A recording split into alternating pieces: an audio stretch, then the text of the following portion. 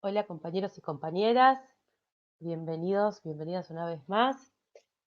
Hoy tengo la suerte de estar acá de nuevo compartiendo la segunda charla de la Juanito en redes.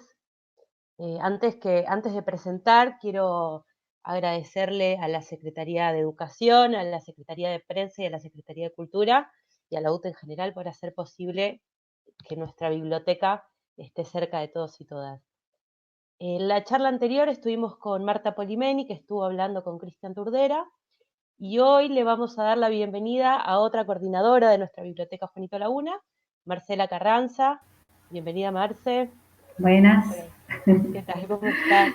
Bien. Bueno, te dejo acá compartiendo con los compañeros y las compañeras y bueno, me quedo a verte. Bueno, gracias, Wadi.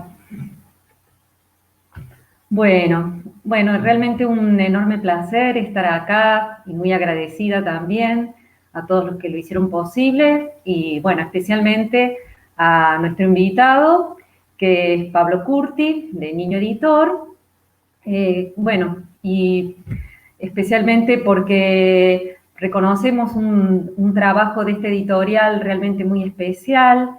La editorial Niño Editor es una editorial pequeña, argentina, que no tiene tantos años, comenzó en el 2014 y al poco tiempo ya obtuvo premios como el de la Feria de Bolonia, una de las ferias más importantes, si no la más importante de literatura para niños en Italia, donde obtuvo un premio por un libro muy especial del cual vamos a hablar, que es Amor. Así que, bueno, realmente estamos agradecidos de que Pablo esté, no aquí, pero allí en su casa, pero va a conversar con nosotros para hablar del catálogo de la editorial y también de, digamos, la cocina de la publicación de un libro, que es un tema que quizás no se aborde tan seguido, ¿no?, en el campo de los libros para niños. Así que estamos muy felices de poder entrevistar hoy a Pablo Curti. Buenas tardes. Hola, Marce. Hola, Pablo. Bueno, ¿Cómo estás? bien, bien. Ahí bajando el sol en tu ventana veo. Sí, ya se pone. Ahora en un ratito ya plena oscuridad ahí. Y acá veo la luna, por allá. Qué lindo. Bueno, Pablo, gracias por estar acá primero. Y bueno, se nos había ocurrido a los dos, ¿no?, comenzar por una frase que figura en la página de Niño Editor de internet, que me pareció cuando la leí realmente breve, pero de la cual se puede decir mucho en relación a la producción de la editorial, al catálogo, a qué hay detrás de ese catálogo también, ¿no? Así que la voy a leer y te tiro la pelota. Dale. Bueno, la frase dice: nos gusta jugar con el tiempo, descubrir historias que cuestionan la noción de lo nuevo, nos atrae lo universal, lo que no tiene borde ni dogma. Nos gusta lo que vibra, lo que no se explica, lo que es y se siente. Bueno, ¿qué hay en esa frase? ¿Cómo se relaciona esa frase con Niño Editor, con el catálogo, con las decisiones Bonita. de la editorial? A ver, y no sé, en principio creo que hay como varias puntas de dónde tirar de esa frase, o por lo menos cuando la escribimos teníamos en mente varias cosas. Como muchos saben, nuestro catálogo tiene mucho que ver con el rescate editorial, es decir, de revivir obras que fueron publicadas en algún momento, algunas 70, 80 años atrás, y o que están fuera de circulación o que nunca llegaron al idioma español. Entonces, ya de partida hay algo ahí de esta brecha temporal que nos separa con toda esta obra que volvemos a traer como el presente, y que esa obra tiene para nosotros ciertas características y ciertos como méritos para volver, y me parece que la frase va un poco para ese lado en principio, te diría.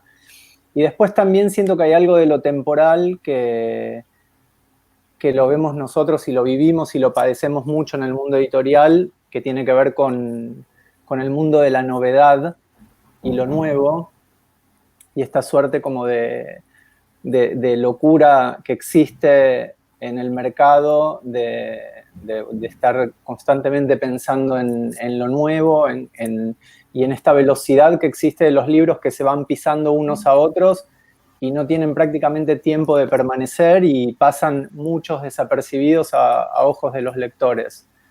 Entonces, también esto de rescatar obra tiene que ver con un poco una ideología nuestra respecto de ese tema, de que las obras sentimos, y ahora es una discusión como muy grande porque todo este tema de la novedad y la aceleración que existe en torno a la novedad es mucho más fuerte porque las librerías estuvieron cerradas mucho tiempo, 2 meses, algunas empezaron a abrir ahora, en España empezaron a abrir hace 2 semanas más o menos, y la preocupación hoy en el mundo editorial, por ejemplo en España, es qué es lo que está pasando con las novedades que habían llegado al distribuidor en el momento en el que se decretó la cuarentena, por ejemplo, y las librerías ya no pudieron abrir.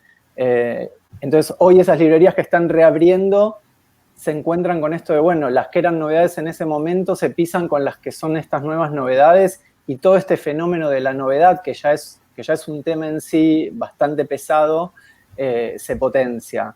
Entonces, para nosotros ahí también hay como una posición casi ideológica en el sentido de decir, bueno, las obras, el paso fugaz de las obras por las librerías y esta posibilidad fugaz de los lectores de acceder a los libros nos incomoda, nos parece como algo que es bastante como nocivo en el mercado, y bueno, nuestra manera de alguna forma de contestarle a eso también es trayendo obras que vivieron en otros momentos y que ahora vuelven a estar disponibles en este momento. Y puedo seguir, qué sé yo, también está creo el tema de la moda, ¿no? Como cuando pensamos en jugar con el tiempo y en decir esto de qué es algo que tiene vigencia o no tiene vigencia, o cómo se determina qué es lo que tiene sentido o no de ser publicado, como para ser publicado, desde el punto de vista de la temática o desde el punto de vista del tratamiento de un tema. Y ahí es donde entra toda esta idea de la moda y de temas que se ponen de moda, pero para nosotros la verdad es que la moda es algo que nos pasa por el costado. O sea, finalmente nosotros siempre vamos a buscar historias que tengan que ver con el ser humano y con cuestiones que atañen en lo profundo del ser humano. Entonces, no estamos tan pendientes de si hoy se está charlando de las emociones o si se están publicando muchos libros sobre cómo se propagan los virus. Creo que lo nuestro va por otro lado. Entonces, también ahí también hay una posición de la editorial y desde nuestro pequeño lugar de cómo miramos esas decisiones editoriales. Se podría decir que, porque además ustedes cuando rescatan un libro, bueno, están rescatando nombres como Arnold Lobel, como François, ¿no es cierto? No es cualquier libro tampoco el que se rescata, son libros que, digamos, hicieron historia en su momento y que quizás incluso no están traducidos al español, pero que en aquel momento digamos, no es cualquier libro, ¿no?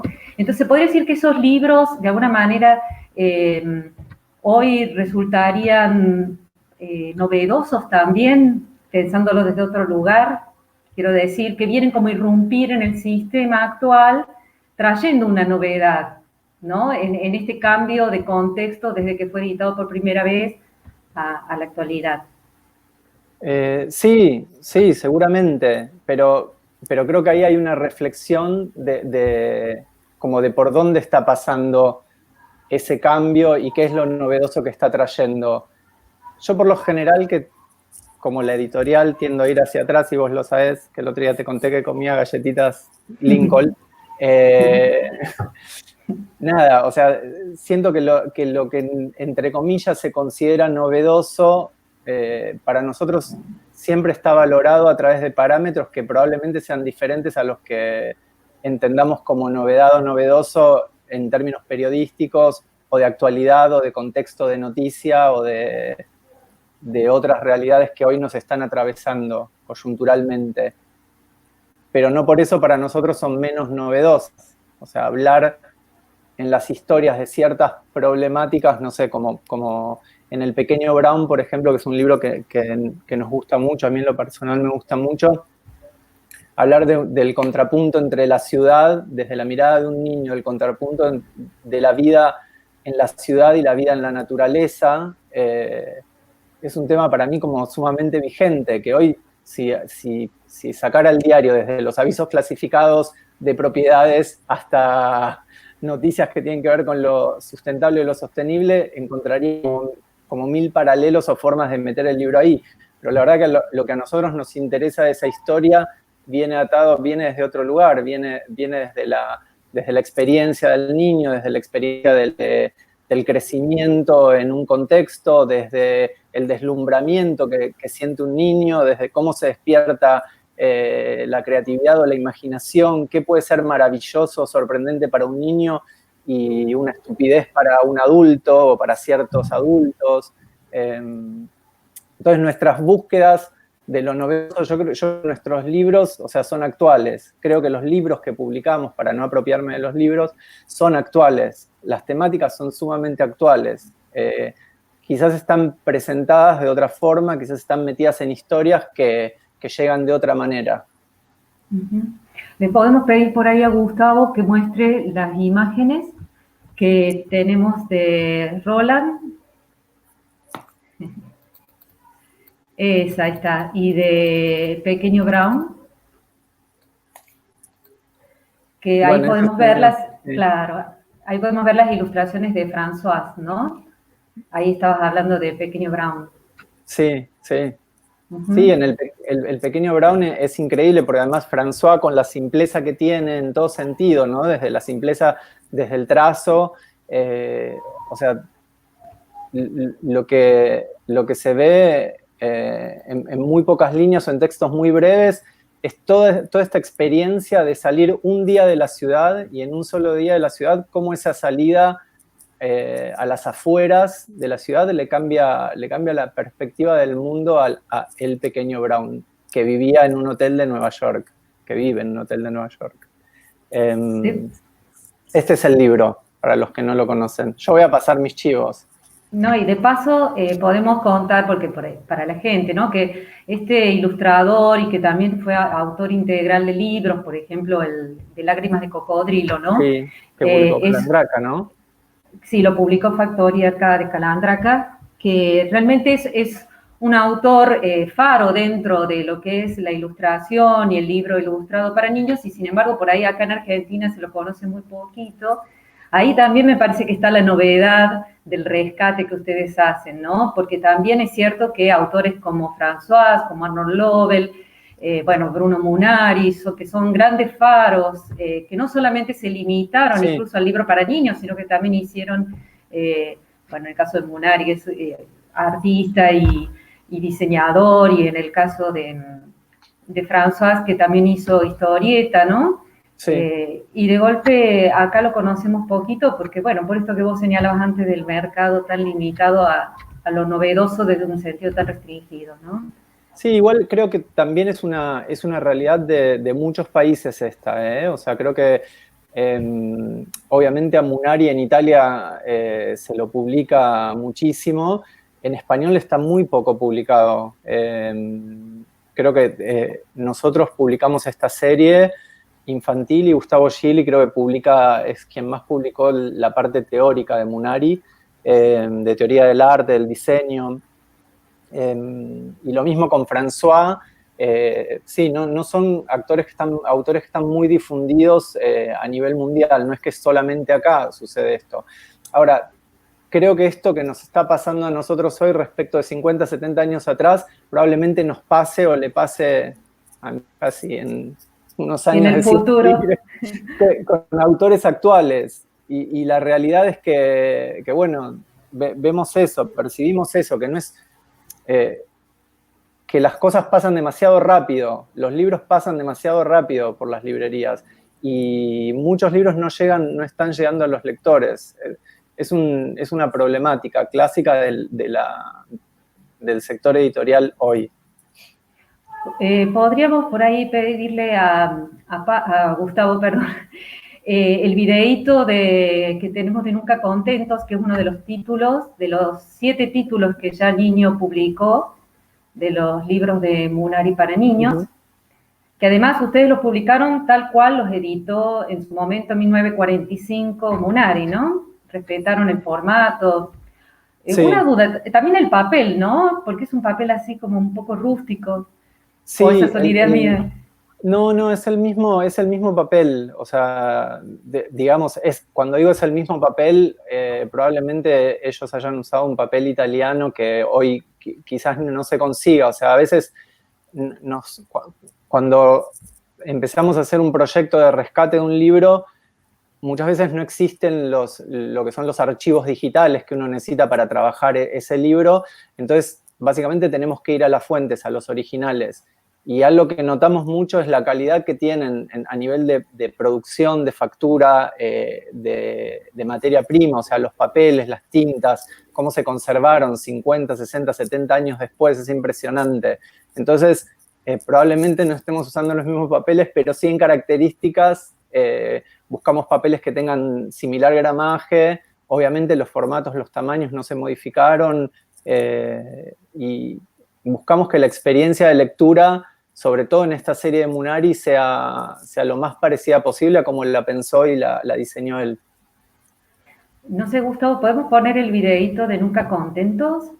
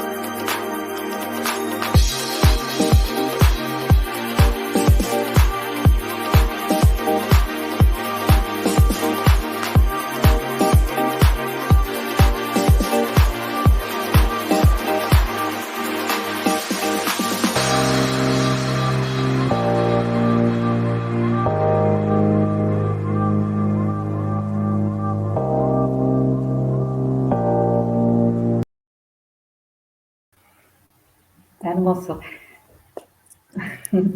Esto sí, no, estaba pensando hablar de Munari, ¿no? Esto de las relaciones entre el libro y el arte, ¿no? El arte, punto. Y el tema del juego también que está planteando él a través de las pestañas, de los calados, y el tema del humor también en Munari, que una vez me contaste alguna anécdota sobre el vendedor de animales, ¿no? Seguro. No sé, lo que vos quieras decir sobre esto. No, creo que sí, o sea, siempre lo primero que digo sobre la serie de Munari es que es un placer ver cuando alguien se encuentra con uno de estos libros, o sea, sobre todo un niño, una niña, porque agarran uno de los libros, lo leen y ahí empiezan a leer y el siguiente, el siguiente, el siguiente, el siguiente, y es como una especie de, no sé, es como si Munari se hubiera metido en un lugar al que es muy difícil llegar para los adultos, donde desaparece cualquier tipo de intermediación y se conecta así de una con esa vivencia de la infancia y como con los placeres y por cómo entran los chicos a los juegos, a la exploración. Entonces eso me parece lo primero que quiero decir porque me parece fabuloso ver los libros estos en acción. Y después sí, hay muchas anécdotas porque también Munari fue un artista, y como todo artista tiene como un sentido de la provocación, de la simpleza, te diría, y de la provocación. Esta serie es una serie muy simple, y los libros realmente te van llevando por textos que son como muy breves y bastante desopilantes. Entonces, van pasando cosas que por momentos para el adulto son desconcertantes, pero que para los chicos son absolutamente naturales. Si recuerdo, no sé, ya que estabas hablando del vendedor de animales, creo que de lo que estás hablando es del pollo. Del pollo, ¿no? Del final, del pollo. Sí. Claro, porque al final, el vendedor de animales, acá lo tengo, es este libro, es un vendedor de animales justamente muy excéntrico y elegante. No sé si a ver. Sí, se ve, ahí, ¿sí? Ahí está el vendedor. Bueno, que intenta vender toda una serie de animales y que es rechazado por diferentes razones, como todas muy, muy locas, ¿no? Por ejemplo, dicen que querés un 100 pies para llevarlo de paseo, no porque me gasta el felpudo muy rápido. Y son todas así aseveraciones como bien delirantes. Y al final, frente a todas estas negativas y la imposibilidad de vender algún animal, le dice, bueno, ¿y qué querés? Le dice, bueno, quiero un pavo asado con patatas. Entonces, ahí tenés como dos públicos, por decirlo de alguna forma. Todo nuestro momento actual que estamos atravesando con los supuestos del animalismo y del veganismo entonces a veces los padres como que se sorprenden, es como que se quedan medio helados. Para un chico es totalmente gracioso y divertido y natural. Entonces como que, quiero decir, Munari atraviesa esos prejuicios adultos para llegar directo al niño, ¿no? Sí. Y toda la serie es así, toda la serie es así. Sí. O sea, hay un humor que quizás también tiene que ver con cuestiones de cambios de época, como vos decías recién, donde había quizás también algunas licencias respecto al humor que hoy por ahí no todo el mundo interpreta de la misma manera, ¿no? A veces pasa eso con los libros de otras épocas.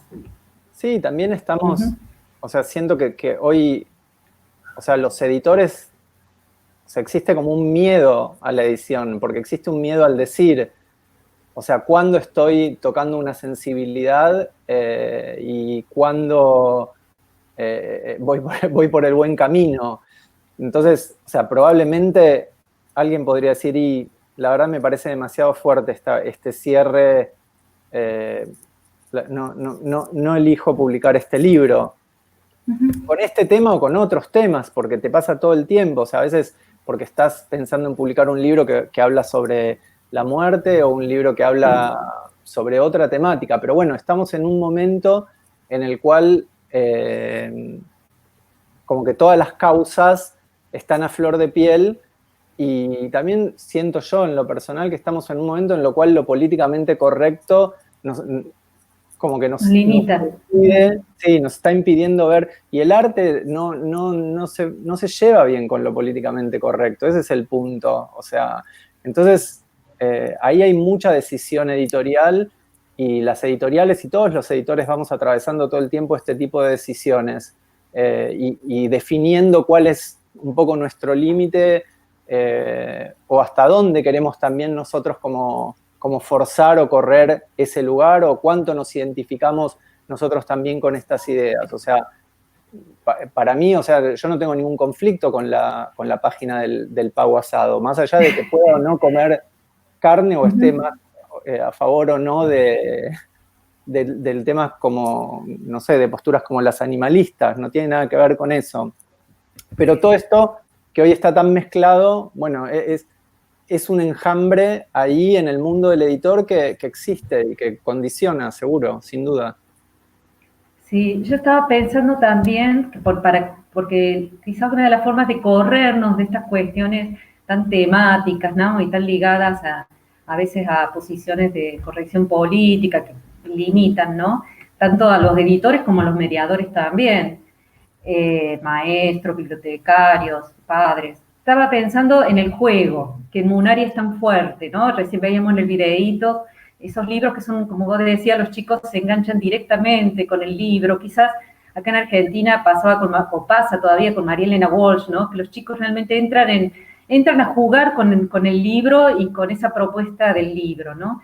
Entonces estaba pensando que en varios libros de ustedes está esto, ¿no? Está en Munari, y estaba pensando también en el libro del autor noruego, Juguemos, ¿es? Jugamos. Jugamos.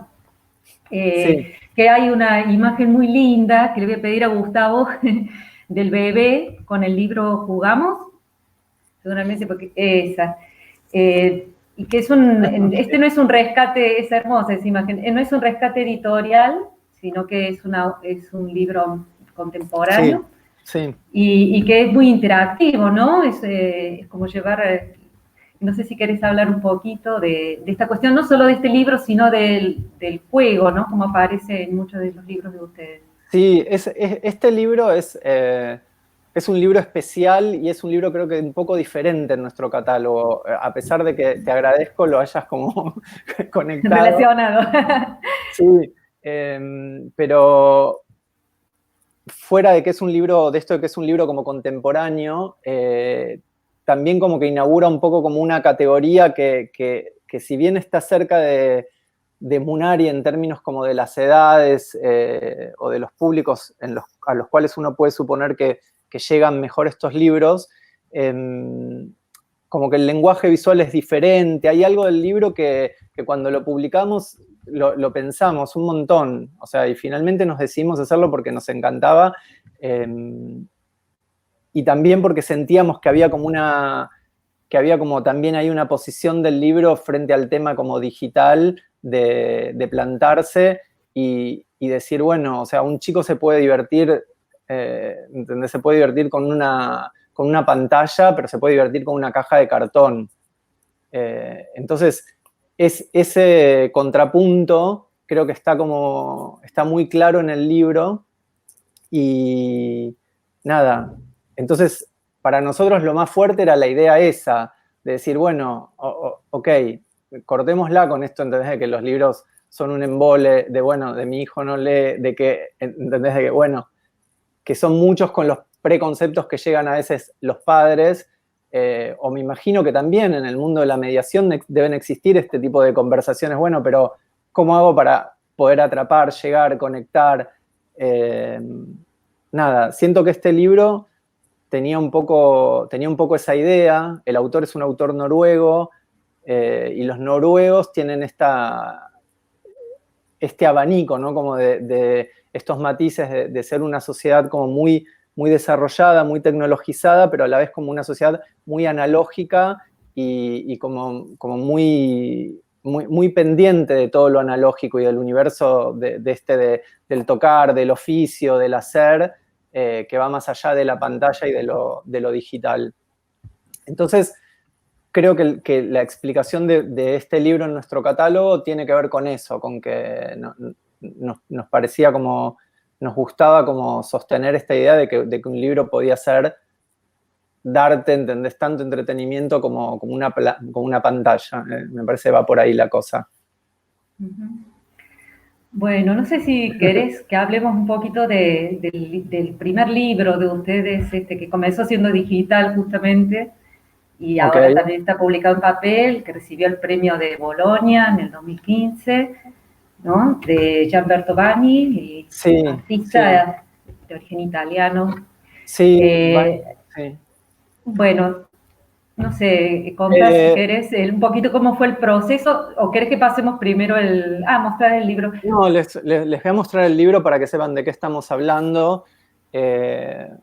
Amor es un libro bastante especial, quizás muchos lo conozcan. Es un libro que se publicó, o sea, se publicó en el 57, pero es anterior, porque el autor lo hizo y estuvo 10 años prácticamente encajonado el libro sin ver la luz, porque es un libro muy difícil de producir, porque tiene cosas como, ahí les voy a mostrar a ver si se llega a percibir, ¿no? Como este tipo de calados, ¿sí? Todo el libro está contado, es una historia que está contada en páginas de colores y cada página es diferente a la otra. Y la historia se va contando es prácticamente como un pequeño stop motion, porque se va secuenciando y se va mostrando en función de la información que deja ver una página de otra. No sé si llegan a percibir los calados. Sí, se ve. Entonces, creo que acá empezó un poco la historia de la editorial, del sello. Con este libro, lo primero que nos pasó, y estábamos como creo que también con otro chip en ese momento, fue como las ganas de llevar este libro a un formato digital, pero respetando como ciertos códigos de la materialidad. Entonces nos embarcamos en el desarrollo de una aplicación y como la definición de esa aplicación era, bueno, o sea, queremos ser un producto digital, pero que no aleje al lector de la experiencia que tiene el libro físico. Entonces, nada, jugamos un poco con esa idea y bueno, hicimos una aplicación con música original, una música muy bonita que hizo Nicolás Diab, y fue bastante trabajo, y bueno, y la presentamos a Bolonia y nos fue muy bien porque la aplicación fue premiada, pero bueno, Niño empezó, ese fue el comienzo de Niño como sello editorial, y es bastante loco porque original. Dimos toda la vuelta, pero bueno, el siguiente paso fue publicar Amor en español, el libro, que también fue otro desafío porque la verdad es que no existen archivos digitales del libro, entonces también fue un lío bárbaro poder como producir esto en español, armar la tipografía, o sea, todos los procesos de rescate editorial tienen muchas como intervenciones de oficios como súper artesanales, o sea, muchos de nuestros libros, las tipografías son tipografías que están hechas a mano, por ejemplo, en el caso de Amor, la persona que hizo la tipografía es diseñadora, es Ana Sanfilippo, es ilustradora, ha publicado bastante, y bueno, le pedimos a ella que recreara la traducción en el español respetando la tipografía como original. Y la verdad es que hizo un trabajo increíble, no solo en la tipografía adentro del texto, sino también en detalles como este, de la portadilla. Bueno, entonces, esto que les comentaba de todos los oficios que van interviniendo, que para mí es maravilloso. También en El Jardín, cuando hicimos El Jardín, que es otro libro que a nosotros nos gusta mucho, también la tipografía la hizo el autor. O sea, es una tipografía manuscrita que, a ver si se llega a leer ahí. Una autora alemana, ¿no es cierto? Que además viene también del cómic, ¿no? De la historieta. Sí, Attack es como su nick, George Barber se llama. Es profesor de arte, es ilustrador, muy capo, pero bueno, o sea, quiero decir, todos estos procesos de rescate editorial son un poco un lío en el que nos metemos, acompañados de un montón de gente que está dispuesta a colaborar y que comparte también un poco una filosofía de hacer las cosas, porque la verdad es que son bastante trabajosos. El tema de los retoques, también porque trabajar los archivos originales, llevarlos a la paleta de colores después de haberlos como digitalizado, bueno, hay varios como embrollos que vamos atravesando cada vez que publicamos un libro, que a veces se hacen más o menos complejos, que en Amor fue bastante complejo, pero bueno, después nos dan muchas satisfacciones. Amor creo que es un libro, para mí, cualquier persona que hoy lo vea, además de deslumbrarse, porque es un libro como único, tiene una historia que es muy simple y es muy potente, y de nuevo es una historia muy actual, porque es una historia que tiene que ver con la tolerancia, con lo diferente, con la compasión, y en su momento el autor escribió una historia pensando de alguna forma en eso, pero eso no aparece en la historia, o sea, no aparece en la historia como valor. Y acá te voy a tirar casi algo provocándote a vos, que te gusta mucho. ¿Viste esto de los valores de los libros? Que a veces se buscan libros, pero tienen valores. Ya pasó un poco de moda, ahora buscan las emociones. Bueno, emociones, valores. Mm. Entonces, nada, es un libro como de una temática y volviendo a la frase inicial, que en la búsqueda de esto universal que nos une a todos y que todos compartimos y con los que vibramos todos como colectivo, ahí es donde nosotros ponemos a las historias. O sea, en el lugar donde yo no necesito encontrar una historia que sea actual o vieja. Necesito una historia o me engancho con una historia que conecte conmigo y con las personas. Obviamente, siempre es subjetiva la decisión de qué historia se publica y qué no. Desde nuestro punto de vista, nada, un poco egoísta o egocéntrico, lo que nos conmueve creemos que hace conmover a otras personas. Algunas probablemente, no todas, pero bueno, es más nuestro criterio de edición. El otro día escuché a una editora que respeto y que hacen un trabajo increíble y decía, para mí la edición es un servicio. Ella decía, y yo no sé si tengo esa, yo no creo tener esa percepción de la edición. Para mí la edición no es un servicio. O sea, no es que nosotros estamos pensando, publiquemos cosas que necesita la gente o que la gente quiere leer. O sea, no vemos así la edición y creo que muchos editores no lo ven así. Y me parece que son necesarias las dos como variantes. Probablemente ganen más dinero los que tienen un concepto de edición como servicio, no lo sé, pero... Pues, servicio sería algo así como satisfacer lo que la gente está demandando, en ese sentido sería... Sí, satisfacer más la demanda, satisfacer más al mercado, que bueno, que es legítimo, obviamente. O sea, también hoy hay mucha escucha respecto del mercado. O sea, todo lo que sucede hoy en términos de las redes sociales, de la cantidad de información que compartimos, permite tener como mucho feedback del mercado y de lo que la gente, entre comillas, busca. Pero bueno... Claro, pero ahí estaría, entraría otra vez el tema del arte, ¿no? Porque el arte quizás tiene más que ver con la búsqueda, ¿no? Y con la exploración, el descubrimiento, y si solamente se busca satisfacer lo demandado, quizás ahí hay como un círculo vicioso, donde no vamos a salir, vamos a caer quizás en la repetición de lo mismo, ¿no? Digo, Sí. si no hay otras posibilidades de apertura, incluso lo interesante de traerlas del pasado, del rescate también, ¿no?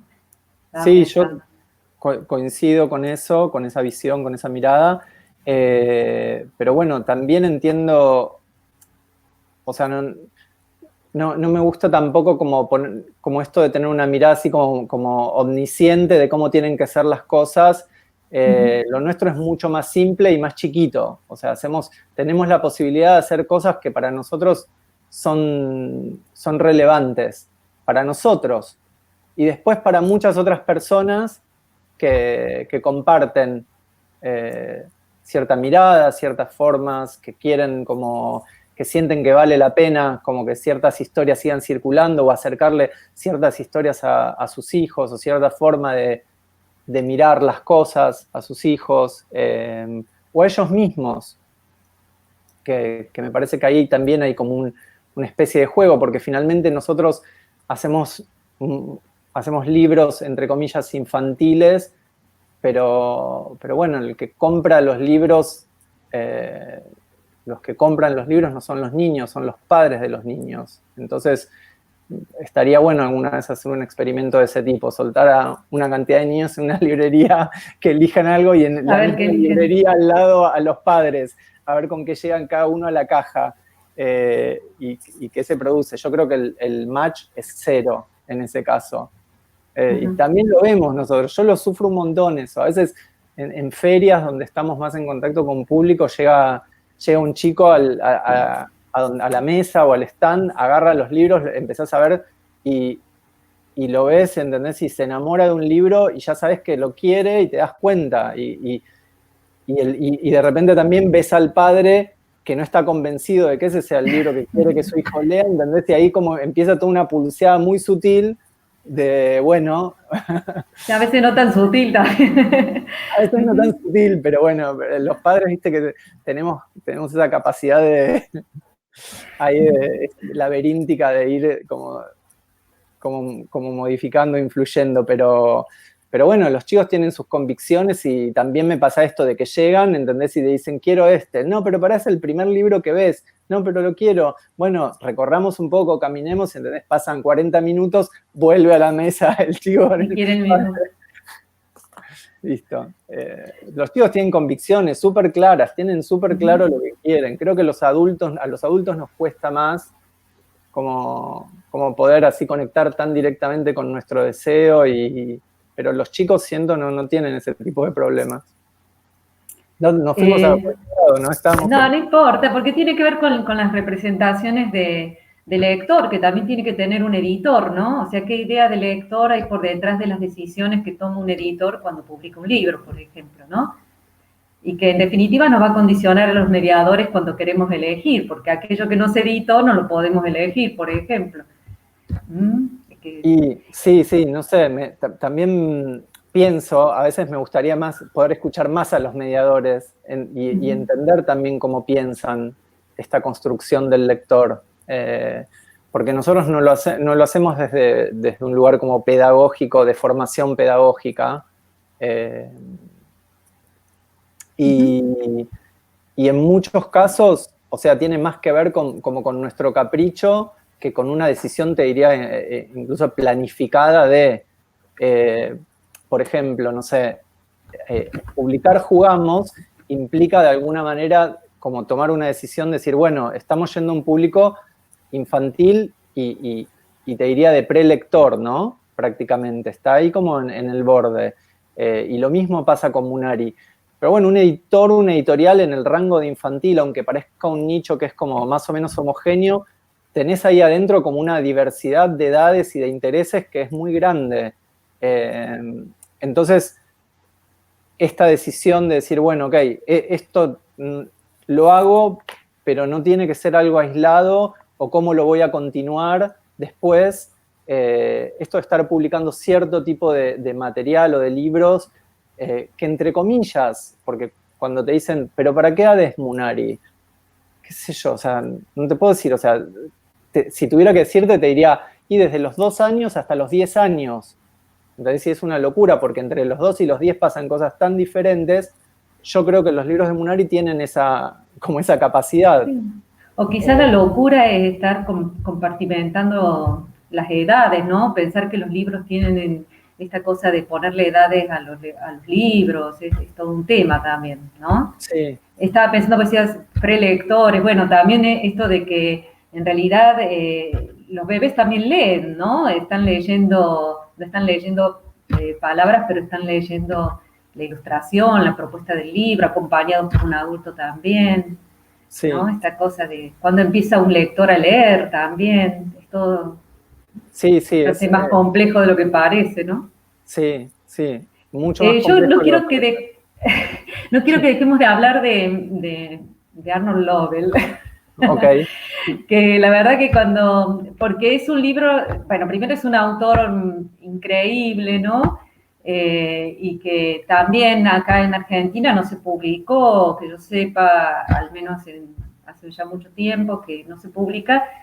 Lo que llega acá llega de España también de Venezuela, ¿no? De Care, y que es un gran escritor e ilustrador norteamericano y que también tiene como una propuesta interesante para los niños muy pequeños, ¿no? Y que bueno, el libro de ustedes encima es de poesía, o sea que necesita una traducción ahí de la poesía, del absurdo, que no debe haber sido fácil para Laura Whitner. Te dejo entonces. Sí, hablamos de este libro, del pájaro cucurucho y otras aves extrañas, que es un inventario de aves que surgen del imaginario de Lovell y que combinan algunas especies de aves con objetos diferentes de la vida cotidiana, como algunos como muy divertidos, no sé, como el ave pata de plancha o el pájaro maceta. Sí, es un libro que fue muy difícil de hacer en todo sentido.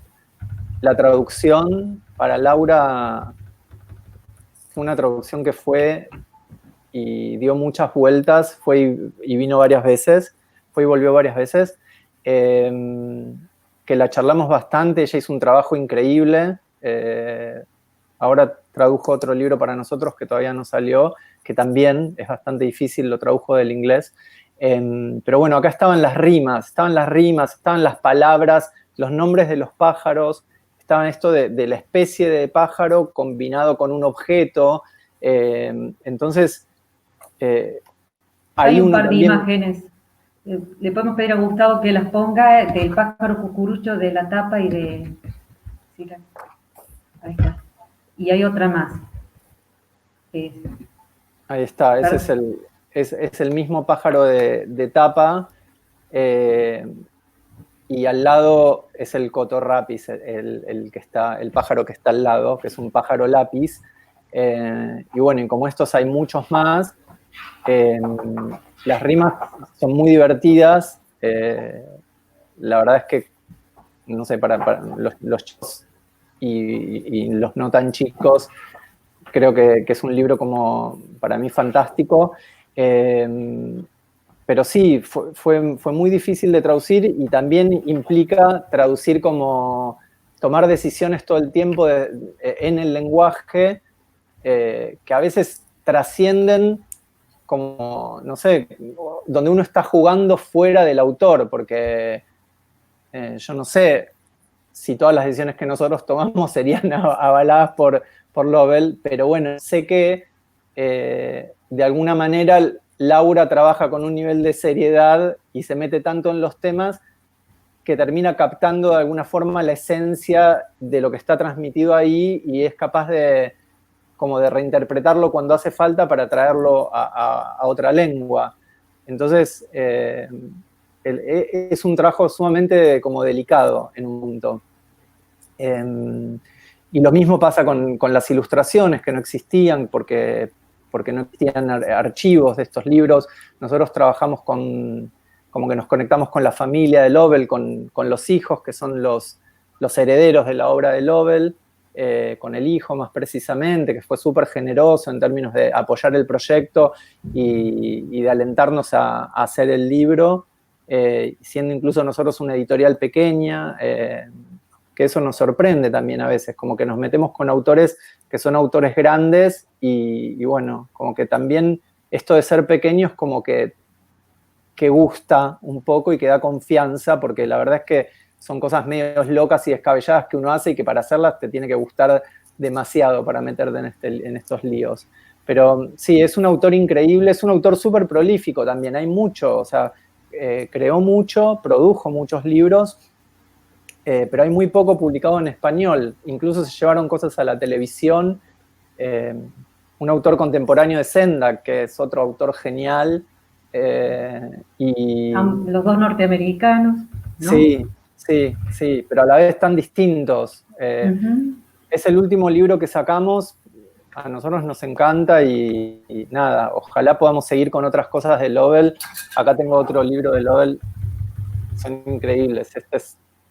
Te podría decir que vos ves este libro y bueno, probablemente en un libro así nace un proyecto. La tapa. Claro. Pero bueno, te voy a mostrar una... Qué lindo. Sí, yo he llegado a leer también cosas muy interesantes sobre Lovell respecto a que uno lee a Lovell y tiene esa cosa como muy simple, ¿no? Que parece muy sencillo y en realidad está jugando con cosas muy complejas, incluso desde el punto de vista filosófico, ¿no? Por ejemplo, Búho en casa hace algunos planteos sobre la posibilidad de estar en dos lugares al mismo tiempo. Hay cuestiones que son incluso parecidas a las que plantean los niños, incluso los niños muy pequeños, que te rompen la cabeza porque son preguntas y planteos bastante filosóficos incluso, ¿no? Lovell tiene eso, una seriedad enorme para trabajar con niños muy pequeños y a la vez muy lúdico, muy divertido, muy humorístico también. Sí, que es un don que tienen como algunos pocos autores. Pero sí, este lugar de la pregunta que no se está preguntando es muy potente y es muy profundo y a la vez muy simple. Sí, me encanta, me gusta mucho como autor. Estamos Bueno, felices de poder tener un libro de Lovell en nuestro catálogo. Estamos chochos. y nosotros felices de poderlo leer. ¿Es del 71, era? ¿1971? Sí, es Sí, creo que del sí. 70, pero La no, primera sí, del edición es de 71. 1971. Ujú. Sí, Y sí. nunca había sido traducido al español, ¿no? No, no, Y, y te diría que está muy poco traducido, o sea, no lo vi traducido en otros idiomas. Conozco la versión inglesa, como pasa con otros libros, no sé, El Pequeño Brown tiene una edición francesa, tiene otras ediciones, tiene una edición, una publicación americana, pero en el caso del Pájaro Cucurucho, o sea, no está publicado en otras lenguas. bueno, no me quiero quedar sin preguntarte sobre otra cuestión, que es la cuestión más del lugar del editorial, ¿no es cierto? Como una editorial pequeña, niño editor, que me parece que un poco estábamos hablando de la libertad que ustedes tienen por ser pequeña en cuanto a poderse dar, no sé si decir dar el gusto, pero por lo menos vos hablabas de capricho, esto de pensar los libros desde lo estético, desde lo artístico, desde un cuidado muy minucioso, y como, bueno, esta accesibilidad también a grandes escritores, porque por ser una editorial pequeña, esa libertad, pero al mismo tiempo la pregunta que nos hacíamos era sobre, bueno, ¿qué pasa con una editorial tan chiquita, con un catálogo tan cuidado en cuanto a la distribución, ¿no? Más allá de la General Paz, en las provincias, acá mismo en la ciudad, en las librerías. Y una segunda parte de la misma pregunta, o no, sería, ¿qué pasa también con pensar en un público que no va a las librerías, ¿no? O sea, quiero decir que no todos los papás o las familias tienen por ahí la costumbre de ir a las librerías, y hay una cuestión ahí de cómo acceder a un público que por ahí tiene eso, menos acceso a bienes culturales y, bueno, eso, y lo económico también. A ver, nosotros tenemos una distribución, o sea, tenemos una distribución que es bastante tradicional en un punto y que se maneja con los mismos códigos de cualquier tipo de sello, solo que trabajamos, por ejemplo, en Argentina, nuestro distribuidor es Calibroscopio y ellos lo hacen súper bien el trabajo, y es una distribuidora que trabaja con libros que ya en términos como de género son muy afines a los nuestros. Y después trabaja con algunos sellos que aún son más afines a los nuestros. Entonces, creo que lo más difícil tal vez es encontrar ahí como tu matrimonio respecto de la distribución y que nada, que sea alguien que está tan convencido como vos de que vale la pena que esos libros estén en las librerías.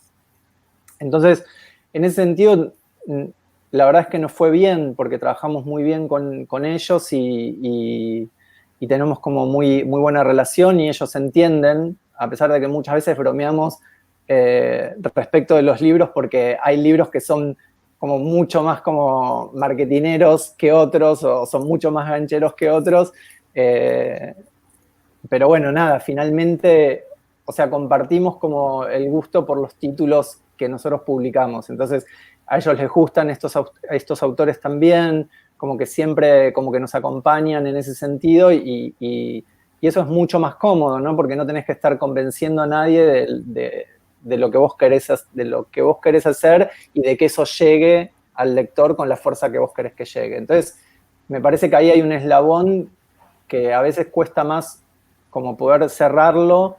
En España ahora estamos trabajando con otro distribuidor que también tiene un perfil bastante parecido, pero nos cambiamos yéndonos de un distribuidor que era mucho más grande, que era un distribuidor más masivo, y que para nosotros como que no tenía como afinidad con nuestros libros. Era un distribuidor que miraba de la misma forma un libro de divulgación que uno de nuestros libros. Entonces, si el distribuidor no hace un trabajo específico con tu libro, y probablemente como el alcance de ese libro como que sea menor.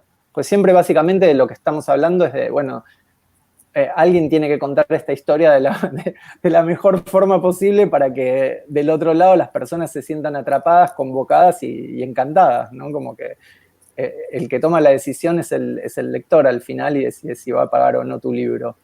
Entonces ahora nos cambiamos en España y estamos con otro distribuidor que también es más pequeño y que en esa distribuidora convivimos con sellos que son como muchos más afines, y es un distribuidor catalán también, y eso nos gusta porque estamos empezando a publicar en catalán allá en España. Ahora acabamos de sacar el segundo libro, el segundo título en catalán, y nada, es interesante eso para nosotros, estar con este distribuidor en esta nueva etapa.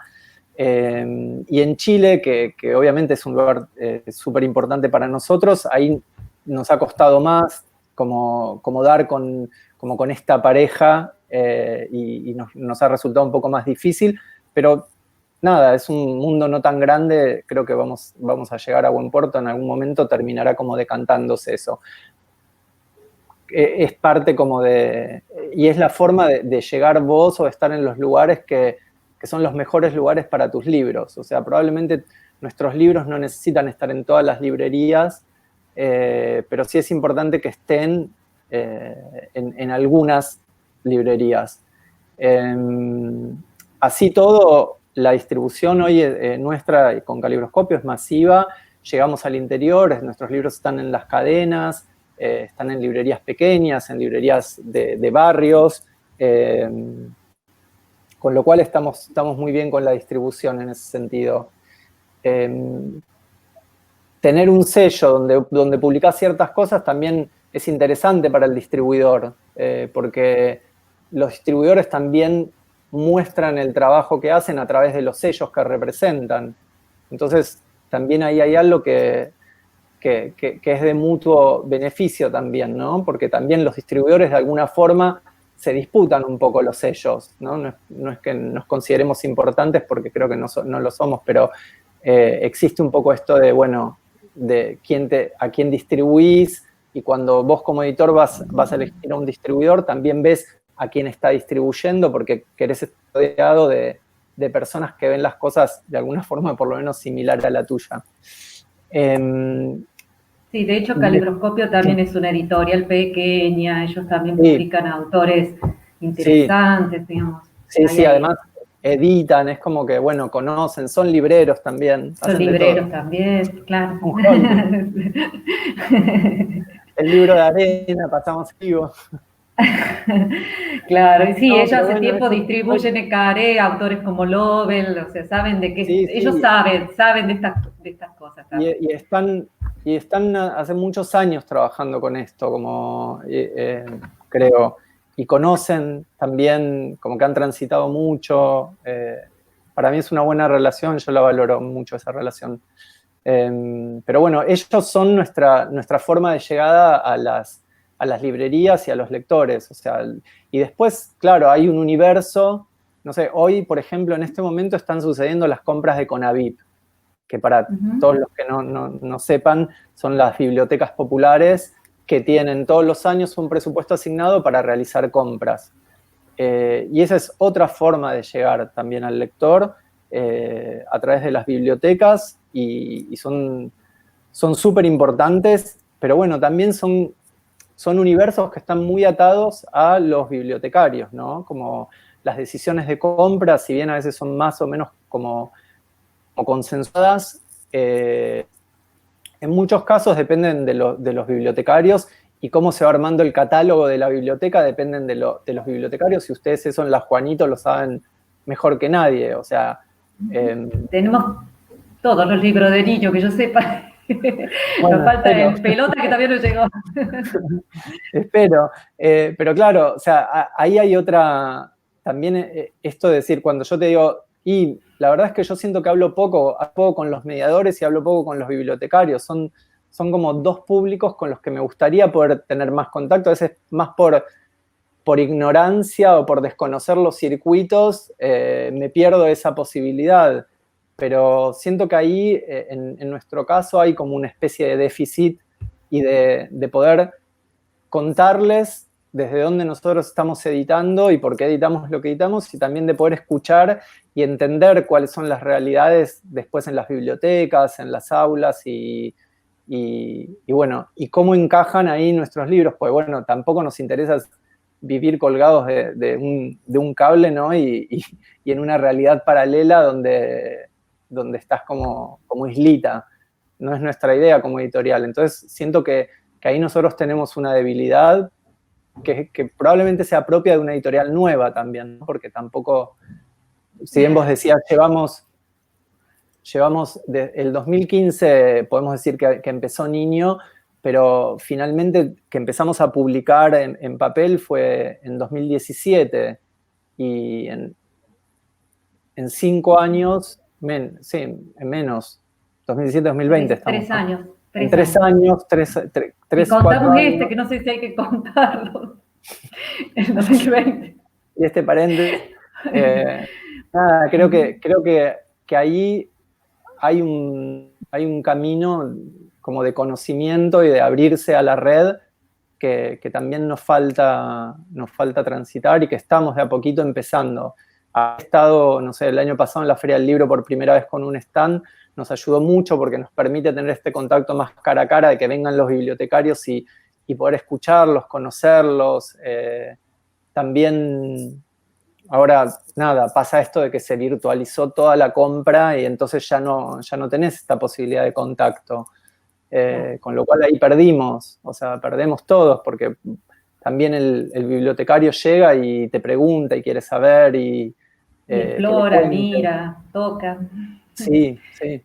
Pero bueno, creo que ahí hay una parte donde nos falta como un poco de recorrido, y que es la parte que también te permite llegar de otra forma a los lectores, ¿no? Y son las bibliotecas, la red de bibliotecas públicas, que es increíble, y que cuando veo las bibliotecas de dónde llegan los pedidos, lo primero que hago es ir a ver la foto de la biblioteca. Es algo que no lo puedo evitar porque me parece impresionante. A veces son proyectos tan pequeños, llevados tan a pulmón, en lugares tan remotos, y en la feria también nos contaron unas historias impresionantes de la biblioteca, de lo que tenían que transitar para llegar a la biblioteca las personas, como realidades completamente diferentes a nuestra realidad urbana, que funcionan muy a pulmón, que funcionan como de la mano de personas que hacen esto porque sienten la necesidad de hacerlo y de acompañar y de dar de esta forma. Entonces, acá varios bibliotecarios te están escribiendo mensajes, entre ellos Roberto también, diciendo, bueno, sí, esto del espacio de la biblioteca como un espacio, no sé si decir alternativo, pero al que quizás llegue a un público que no es el que va a las librerías, y esto de la conexión de las bibliotecas escolares, ¿no? Y todo lo que puede pasar allí también. Sí, me parece maravilloso, o sea, porque pasa en torno a los libros, pero pasa en torno a la comunidad, pasa en torno a otras actividades que están como, que van en paralelo al mundo del libro. O sea, son como ámbitos sociales como poderosos, pero para mí también son, salvo por el uso que yo les he dado, son desconocidos desde mi rol actual. O sea, no puedo decir que tengo el diálogo que tal vez quisiera tener, o el conocimiento que quisiera tener para entender cómo después los materiales se consumen en las bibliotecas. Y probablemente a muchos editores les pase lo mismo. Quizás algunos tienen más recorrido o son más conocidos, pero bueno, a la larga, no sé si todos sabemos mucho de lo que pasa dentro de las bibliotecas después, una vez que los libros parten de la editorial. Uh-huh. Sí, es todo bueno, un poco estas charlas tienen que ver, que te hayamos invitado porque creo que es una falencia del campo, esto de a veces las desconexiones que existen entre los distintos agentes del campo, ¿no? Quiero decir, está bueno que un editor pueda contar sobre la cocina del libro, porque por ahí los lectores, los bibliotecarios, los maestros, los niños, no conocemos estas cuestiones, ¿no? Por ahí es más frecuente escuchar a un autor, o que los autores vayan a estos espacios y no tanto un editor, ¿no? Esto de conectarnos más entre los agentes del campo, porque también me parece que a la larga a veces los editores tienen representaciones acerca de los mediadores de las bibliotecas que son un poco también lugares comunes, ¿no? No tan cercanas a la realidad, ¿no? Y viceversa. Y viceversa, seguro, claro. Claro, Y viceversa. pero es un problema, porque después, Ujú. claro, yo cuando veo ahí en la Feria del Libro, que me empecé a meter más estos últimos 2 años, y veo que hay unas jornadas de mediadores, ¿no? Hay unas jornadas de narradores, hay unas jornadas de mediadores, pero los que van son todos mediadores, o sea, es como, y los que van son todos narradores, entonces digo, buenísimo, ¿entendés? Pero claro, es como, pero todos funcionamos medio como sectas, ¿no? Los editores por un lado, los mediadores por el otro, los Sí, bibliotecarios por el otro. sí, tal cual. Yo siento que ahí, por lo menos desde mi lugar, que es el que conozco, y desde el lugar personal, como que a nosotros lo vivo como un déficit eso. Y creo que también, bueno, también hay un tema, obviamente, de políticas públicas detrás, de cómo se fueron como articulando y potenciando esos espacios, más o menos. O sea, creo que ahora, en estas nuevas compras públicas, volvieron a contar las bibliotecas con un presupuesto quizás un poco más interesante para poder llegar y comprar, pero bueno, también obviamente, o sea, los libros no son artículos de primera necesidad y en países como los nuestros que viven en crisis, también es difícil articular políticas culturales. Entonces, creo que todos ahí, por igual, terminamos siendo un poco como víctimas de realidades que a veces nos exceden. Ujú. Sí, bueno, si nos No, ponemos a hablar de ese no nos tema, vamos a hacer vayamos una hora ahí. más, porque está la cuestión, ¿no? La cuestión que cómo hubo un cambio rotundo, ¿no? En cuanto a la compra de libros por parte del Estado, durante, bueno, los cambios digamos, de gestión. Sí, Pero bueno, ese es por lo otro menos creo tema. que, por lo menos en el mundo de la edición hay como mucha expectativa o hay nuevas expectativas respecto de la sensibilidad en relación a temas que existen en relación a los temas culturales en general. Pero bueno, o sea, entendiendo todas las prioridades que hay también, ¿no? Medio pan y un libro, decía Lorca, ¿no? En la conferencia. Bueno, vamos a tener ya, porque hace ya 1 hora y 10 minutos que estamos hablando, Pablo. Que estoy hablando. No. Así que yo creo que se atravesaron un montón de cuestiones. Yo me quedé con ganas incluso de hablar un poquito más, pero me parece que, bueno, que quizás en otra oportunidad y en presencia además, ¿no? Cuando esto se termine, estaría bueno, de paso, decir que, bueno, como la vez anterior Marta también lo señaló, que en la Juanito tenemos un espacio interesante, donde hay un auditorio, donde hay un Zoom y se puede pensar ahí, digamos, actividades y bueno, para esto que decíamos recién de seguir comunicando entre los distintos agentes del campo, mediadores, maestros, bibliotecarios, editores, ilustradores, escritores, ¿no? Sí, Invitación está. Sí, además del catálogo increíble que tienen en la Juanito y que lo trabajan constantemente porque todos ustedes tienen como muchas inquietudes y muchos recursos, así que nada, me encanta el lugar y obviamente soy un promotor del lugar. Sí. Bueno, Pablo, Bueno, te agradezco un gracias por la montón. invitación. No, y creo que salió bien, que no pude, que salieron muchas cosas interesantes, ¿no? Sí, Así que, me gustó la charla, gracias por la invitación y por escuchar porque hablé mucho. no, buenísimo. Te mando un abrazo enorme. Bueno, un abrazo grande para vos. Bueno, ya está, Gustavo, vamos a dejar acá y espero que, bueno, yo creo que realmente atravesamos un montón de temas acá con Pablo, así que muchas gracias a todos.